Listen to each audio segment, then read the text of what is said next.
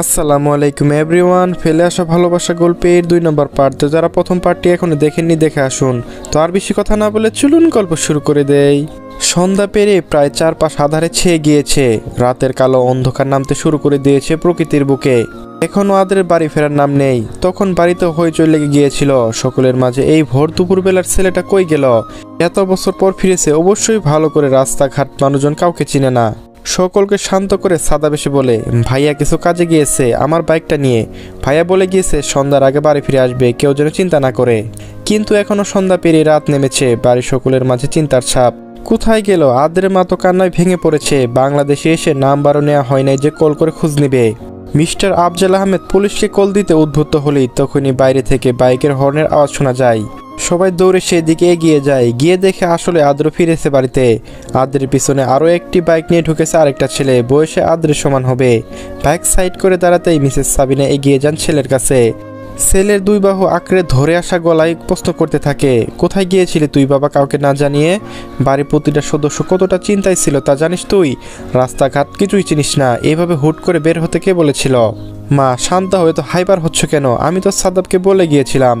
আর রাস্তাঘাট না চিনবো কেন? এটা তো আমার মাতৃভূমি। বুকা ছেলে, তারপর কি আমাদের বলে যাবি না নাকি? চিন্তায় জানিস তোর মা কাঁদতে কাঁদতে কী অবস্থা হচ্ছিল? কেন গিয়েছিলি? আজকে তো আসলি মাত্র। মিসেস সাবরিনা এগিয়ে গিয়ে অভিমানী কণ্ঠে আদ্রকে জিজ্ঞেস করে, মামুনি দেশে এসে তো সিম কিনা হয়নি, এই জন্য বাইরে গিয়েছিলাম।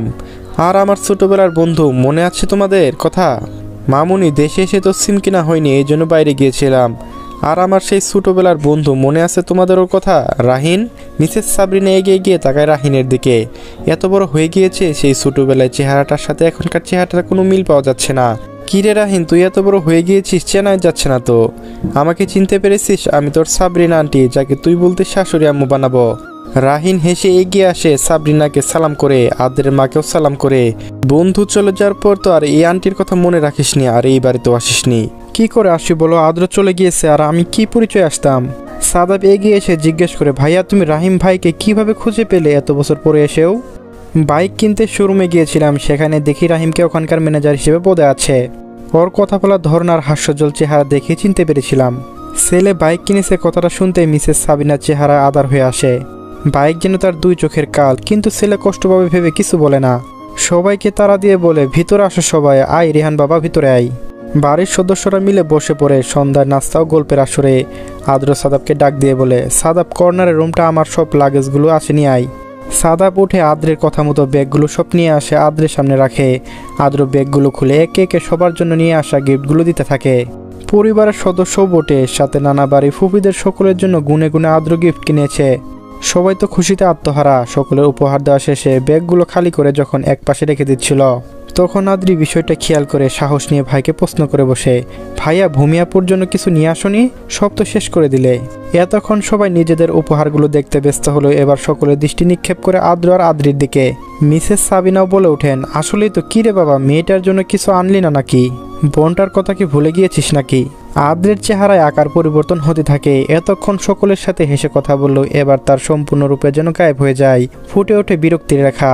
কিন্তু সকলের সামনে কিছু বলতে বা নিজের রাগ প্রকাশ করতে আদ্র চাইছে না। তাই কিছু না বলে উঠে গড় গড় করে বড় বড় পা ফেলে সিঁড়ি দিয়ে উপরে নিজের কক্ষে চলে যায়।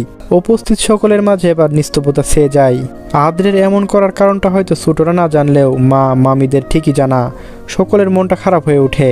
ভূমির কাজিনরা সবাই একসাথে একই রুমে ঘুমাবে, তাই সকলে নিজেদের ব্যাগপত্র রেখেছে সেখানে। আদ্রের দেওয়া গিফটগুলো নিয়ে সবাই যায় ভূমির রুমে। সবার হাতে বক্স থেকে ভূমি আনন্দিত কণ্ঠে শুধাই, কি দিল সবাইকে গিফট? ভূমির ছোট ভূমির মেয়ে পিয়া বলে, আদ্র ভাই দিয়েছে সবাইকে। এবার ভূমি লাফিয়ে উঠে এগিয়ে আসতে আসতে বলে, আমারটা কই, দেয়নি তোদের কাছে? মাকে দিয়েছে, আমি তো নিজের গিফট নিতে পারবো না, তাহলে কে এনে দিবে? সবাই চুপচাপ দাঁড়িয়ে আছে, কেউ কিছু বলছে না দেখে ভূমি আবার বলে ওঠে, কি হলো এমন সঙ্গের মতো দাঁড়িয়ে আছিস কেন? কিছু না বলে? আসলে ভাইয়া সবার জন্য এনেছে। কিন্তু কি? ভূমি বিষয়টা কিছুটা আন্দাজ করতে পারে, মনটা কিছুটা খারাপ করে জিজ্ঞেস করে, তোর জন্য মনে হয় কিছু আনেনি? 2টা ব্যাগ ভর্তি করে এনেছিল, সবাইকে সব দিয়েছে, আর কিছু ছিল না সেখানে। প্রিয়া মাথা নিচু করে মন খারাপ করে বলে কথাটা।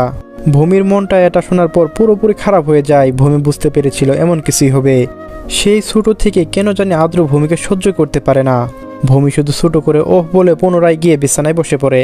প্রিয়া বোন রিয়া এসে বলে, আপু তোমাকে দেইনি যখন আমরাও নিব না, দিয়ে চলে আসবো সবাই। ভূমি বলে, না না না, সেটার প্রয়োজন নেই, তাহলে ভাইয়া কষ্ট পাবে। রাত প্রায় 10টা ছুঁই ছুঁই, সকলের ডাক পড়েছে রাতের খাবার খেতে। মিস্টার আফজাল আহমেদ সন্ধ্যার দিকে অফিসে গিয়েছে, সেদিকটা দেখে বাড়ি ফিরেছে। তাই সকলে ধীরে ধীরে খাবার টেবিলে জড়ো হচ্ছে। আদ্র এসে চেয়ার টেনে বসে পড়ে। সবাই উপস্থিত, কিন্তু ভূমি নেই। মিস্টার আফজাল আহমেদ জিজ্ঞেস করে, ভূমি কোথায়? ওকে ডেকে নিয়ে এসো, তবে সকলে খানা শুরু করব। সবাই সম্মত হলেও আদ্র কিছুটা বিরক্তি প্রকাশ করে আদ্রি দৌড়ে যায় উপরে ভূমিকে ডাকতে, কিন্তু ভূমি আসেনি। আদ্রিকে বলেছে যাতে মাকে ডেকে দেয়। আদ্রি নিচে এসে মিসেস সাবিনাকে বলে, মামি, ভূমি আপু তোমাকে যেতে বলেছে, আমি ডেকেছি, বলল খাবে না, সবাই যেন অপেক্ষা না করে খেয়ে নেয়। মিসেস সাবরিনা কিছুটা বুঝতে পারে হয়তো গিফটের বিষয়টা নিয়ে মেয়ের মন খারাপ, তাই একটি প্লেটে খাবার বেড়ে নিয়েও যায় উপরে, সকলের বলে যায় যেন খাবার খেয়ে নেয়। ভূমির মা মেয়ের দরজায় নক করে ডাকে, 2বার ডাকলে দরজা খুলে দেয়। সাবরিনা মেয়ের মুখ দেখে বুঝতে পারছে মন খারাপ। মন খারাপ করে আসিস কেন? সবাইকে ছোট উপহার দিয়েছে, তোকে হয়তো বড় কিছু দিবে, এই জন্য তোরটা আলাদা করে রেখেছে। ভূমি অবাক নয়নে মায়ের দিকে তাকায়। কিভাবে বুঝে গেল যে বিষয়টা নিয়ে মন খারাপ, কিন্তু মুখে কিচ্ছুই বলে না, মাথা নিচু করে বসে থাকে। মিসেস সাবরিনা ভাত মাখিয়ে মেয়ের মুখের সামনে একটি লুকমা নিয়ে গিয়ে বলে, নে হা কর। ভূমি বাধ্য মেয়ের মতো মুখ খুলে দেয়। খাবার মাঝে হঠাৎ ভূমির মাকে প্রশ্ন করে বসে, আচ্ছা মা, আদ্র ভাইয়া সবার সাথে এত সুন্দর ব্যবহার করতো, কিন্তু আমাকে কেন এমন ব্যবহার করে ছোট থেকেই? আমার সাথে কখনো কথা বলতে চাইতো না, দেখতেও চাইতো না, আমি কি কোনো অন্যায় করেছিলাম? মিসেস সাবরিনা মনটা বিষিয়ে যায় কথাটা শুনে। চোখ দিয়ে যেন এখনই নোনাজল গড়িয়ে পড়বে, তাই উপক্রম হয়েছে। কিন্তু মেয়েকে তো তার দেখতে দেওয়া যাবে না, তাই নিজেকে সামলে নিয়ে বলে, তেমন কিছু না, বাইরে থাকে বলে স্বভাবটা এমন, ধীরে ধীরে সব ঠিক হয়ে যাবে, এখন চুপচাপ খেয়ে নে তো, আবার আমার ওদিকটাও দেখতে হবে। সব কাজিনরা এক হয়ে শুয়ে পড়ে ঠেলে ঠুলে একই বিছানায়। আজ আদ্রিও এসেছে ওদের সাথে থাকবে বলে। বোনেরাও সব এক হয়েছে, আর মাথায় কোনো দুষ্ট বুদ্ধি আসবে না, তা কি করে কখনো হয়? রিয়া বলে, আচ্ছা আমরা এখন কি করব? অবশ্যই কেউ বলবে না যে নাক তুলে ঘুমাতে যাবে। ভূমি দুষ্টু হাসি দিয়ে বলে, অবশ্যই না, আজ কোনো ঘুম হবে না, হবে শুধু মাস্তি, লেটস পার্টি গার্লস। প্রিয়া বাঁকা হেসে একটি বাটন মোবাইল জামার নিচ থেকে বের করতে করতে বলে, গার্লস হবে নাকি আবার সেই কার সাজি?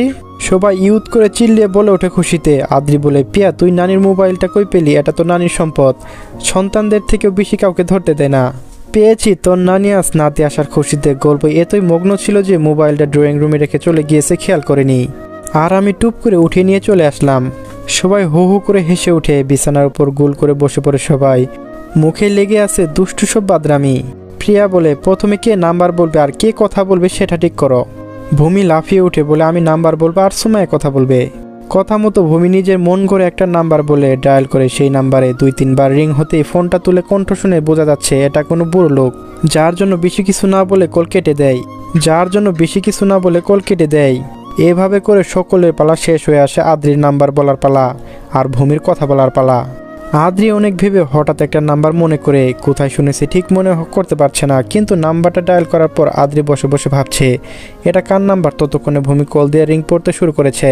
প্রথমবার কল পড়তে পড়তে কেটে গিয়েছে, কিন্তু কারো তোলা নাম নেই। ভূমি আবার কল দেয়, যতক্ষণ রিসিভ করবে না ততক্ষণ কল দিতে থাকবে, কারণ যদি রিসিভ না হয় আর কথা বলতে না পারে তাহলে তাকে বাকিদের বলা শাস্তি গ্রহণ করতে হবে।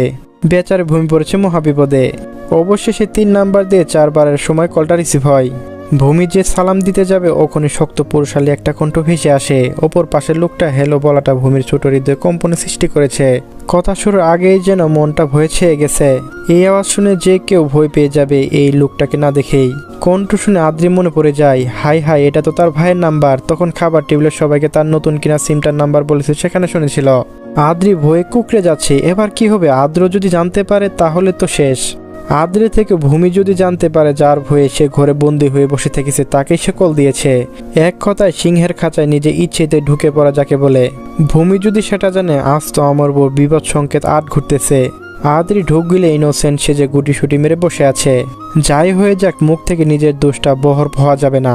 এদিকে ভূমি সুন্দর করে সালাম দেয়, আদ্র সালামের উত্তর দেয়, কিন্তু কিছু বলে না। আর পরবর্তীতে ভূমি খুঁজতেছে কি বলবে। লোকটার এক কথায় তো ভয়ে মন শ্মশান হয়ে গেছে। ভূমির ভয়ের পরিমাণ বাড়ছে, আর উপস্থিত সকলের মাঝে উত্তেজনা। ভূমির পরবর্তীতে কি করবে, কি বলবে।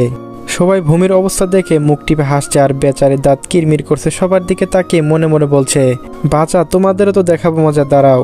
কে ভাই, আপনি কি সমস্যা? কল দিয়ে চুপ করে আছেন কেন? আদ্র ওদিক থেকে হুঙ্কার সুরে। ভূমির তো জান বেড়ে হয়ে যাওয়ার উপক্রম। প্রিয়া আস্তে করে ভূমির কানের কাছে গিয়ে বলে, কিছু তো বলছিস না, আই লাভ ইউ বলে দে তাড়াতাড়ি। ভূমি আর কি করবে, ওদের কথা মানতে বাধ্য সবাই, নিজেদেরটা সফল হয়েছে। ও তো একা শাস্তি পাবে, তা তো হতে পারে না। মনে হাজারো সাহস সঞ্চয় করে চোখ মুখ খিসে বলে দেয়, শুনেন ভাইয়া, বলছিলাম যে আই লাভ ইউ, আমি আপনাকে ভালোবাসি, আপনি অনেক কিউট সুইট। আর ভাইয়া কথাগুলো একটু সুন্দর করে বলবেন, মিষ্টি করে বলবেন। আচ্ছা ভাইয়া, ভালো থাকবেন। চলবে। গল্পটি কেমন লাগলো অবশ্যই কমেন্টে জানিয়ে যাবেন। আর পরবর্তীতে কয়টার সময় ভিডিও আপলোড দিলে ভালো হয় সেটি একটু বলে যাবেন সবাই কমেন্টে। ধন্যবাদ সবাইকে।